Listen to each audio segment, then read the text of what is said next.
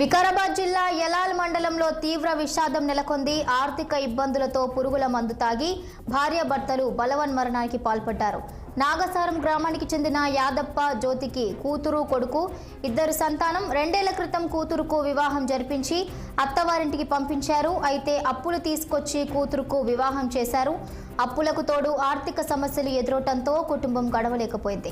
దీంతో మనస్తాపానికి గురైన యాదప్ప దంపతులు క్రిమి సంహారక మందు సేవించి ఆత్మహత్యకు చేసుకున్నారు. ఇక ఘటనపై కూతురు శ్రీలత పోలీసులకు ఫిర్యాదు చేసింది. శ్రీలత ఫిర్యాదుతో కేసు నమోదు చేసుకుని దర్యాప్తు చేస్తున్నారు పోలీసులు.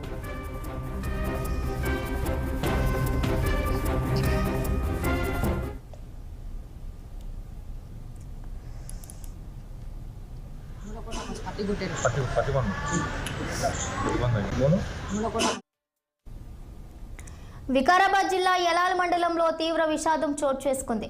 ఆర్థిక ఇబ్బందులతో పురుగుల మందు తాగి భార్యాభర్తలు బలవన్మరణానికి పాల్పడ్డారు. నాగసారం గ్రామానికి చెందిన యాదప్ప జ్యోతికి కూతురు కొడుకు ఇద్దరు సంతానం.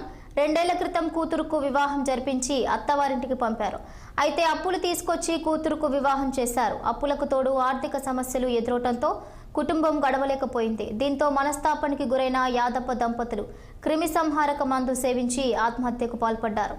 ఘటనపై కూతురు శ్రీలత పోలీసులకు ఫిర్యాదు చేసింది. శ్రీలత ఫిర్యాదుతో కేసు నమోదు చేసుకుని దర్యాప్తు చేస్తున్నారు పోలీసులు.